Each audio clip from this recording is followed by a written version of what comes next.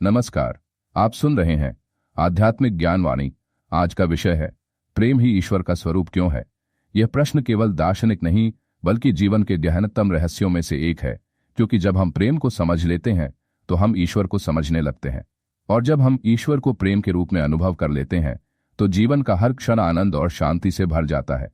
परमहंस योगानंद कहते थे, ईश्वर कोई दूर बैठे कठोर न्यायाधीश नहीं है, बल्कि एक सर्वव्यापी प्रेम है जो हर जीव में, हर कर्म में, हर धड़कन में प्रवाहित हो रहा है।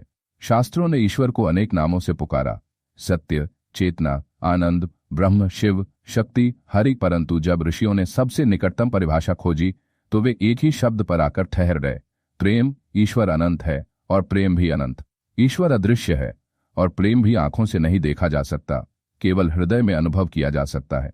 ईश्वर सर्वव्यापी है और प्रेम भी सीमाओं को तोड़कर हर हृदय को जोड़ देता है।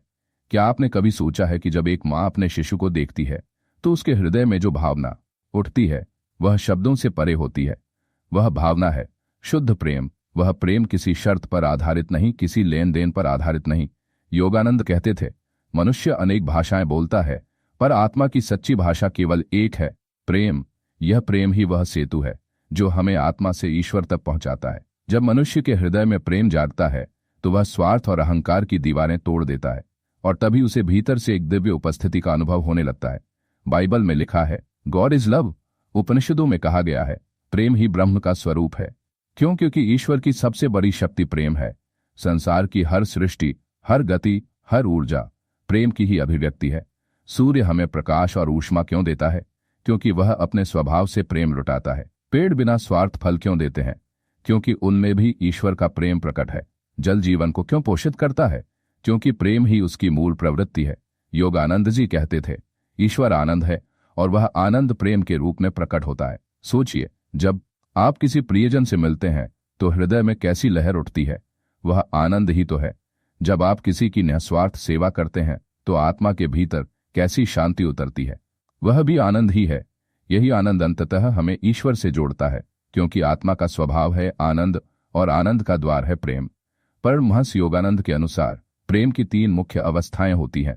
सांसारिक प्रेम, जहां प्रेम का आधार होता है स्वार्थ, अपेक्षा और शर्तें। जैसे, अगर तुम मुझे चाहोगे तो मैं भी चाहूंगा, यह प्रेम सीमित है। निस्वार्थ मानवीय प्रेम, जैसे माँ का अपने बच्चे से प्रेम, यहाँ अपेक्षा कम है, देने की भावना अधिक है। आध्यात्मिक प्रेम, जहां प्रेम केवल ईश्वर की उपस्थिति को महसूस करने के लिए बहता है। यह प्रेम न किसी व्यक्ति से बंधा है न किसी वस्तु से, यह केवल आत्मा से आत्मा का मिलन है। यही तीसरी अवस्था हमें ईश्वर का अनुभव कराती है। ध्यान की सबसे उच्च अवस्था वही है जब साधक ईश्वर को प्रेम के रूप में अनुभव करता है। योगानंद कहते थे, प्रेम ही सर्वोच्च ध्यान है। जब तुम्हारा हृदय ईश्वर की लालसा से जलता है तो तुम पहले से ही ध्यान की अवस्था में हो। नाम जप, ध्यान, प्रार्थना, सबका सार यही है कि हमारे भीतर दिव्य प्रेम जागृत हो। जब साधक का हृदय रो पड़ता है, ईश्वर के लिए तरसता है, तो वह आंसू ही उसकी सबसे बड़ी साधना बन जाते हैं।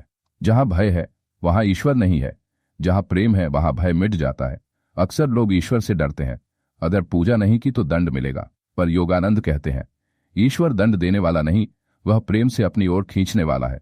ईश्वर का अनुभव उसी को होता है जो उससे डरता नहीं बल्कि उससे प्रेम करता है। अहंकार कहता है मैं अलग हूं, प्रेम कहता है सब एक हैं। जब मनुष्य केवल अपने लिए जीता है तो वह संसार के दुखों में बंधा रहता है, पर जब वह प्रेम करना सीख लेता है, परिवार से, समाज से, प्रकृति से और अंततः ईश्वर से, तो उसका छोटा सा मैं घुलकर उस विराट में विलीन हो जाता है। यही ईश्वर से मिलन है, यही मोक्ष है। भक्ति परंपरा में कहा गया है, ईश्वर को प्रेम करो जैसे मित्र को करते हैं सखा भाव, माता पिता को करते हैं वात्सल्य भाव, प्रियतम को करते हैं माधुर्य भाव। क्योंकि ईश्वर कोई निर्जीव शक्ति नहीं है, वह एक जीवंत प्रेममय चेतना है जो आपके हृदय के द्वार पर खड़ी है। जब आप उसे प्रेम से बुलाते हैं तो वह अवश्य प्रकट होती है। प्रिय श्रोताओं, संसार के हर धर्म, हर शास्त्र, हर साधना का अंतिम सार यही है, प्रेम। अगर आप ध्यान करते हैं तो वह ईश्वर से प्रेम की अभिव्यक्ति है। अगर आप प्रार्थना करते हैं तो वह ईश्वर से संवाद है। अगर आप दूसरों की सेवा करते हैं तो वह ईश्वर से प्रेम का अभ्यास है। परमहंस योगानंद कहते थे, जब तुम ईश्वर से प्रेम करते हो तो तुम उसे अपने हृदय में जीवित अनुभव करते हो और तभी तुम्हें ज्ञात होता है वास्तव में ईश्वर प्रेम ही है। आइए आज से हम प्रेम को केवल एक भावना न मानकर ईश्वर का साक्षात स्वरूप माने, क्योंकि जब हम प्रेम में जीते हैं तो हम ईश्वर में जीते हैं। आप सुन रहे थे आध्यात्मिक ज्ञानवाणी। आज का विषय था प्रेम ही ईश्वर का स्वरूप क्यों है। अगर यह ज्ञान आपको अच्छा लगा हो तो इसे अपने जीवन में उतारें और दूसरों तक भी पहुंचाएं। ईश्वर का प्रेम आप पर सदैव बरसे। धन्यवाद। ईने टिंग टिंग ताल पोंतानो अंतिल सी कुमतारा राय ढेल ठो ने पो तुरसी थोए। धन्यवाद।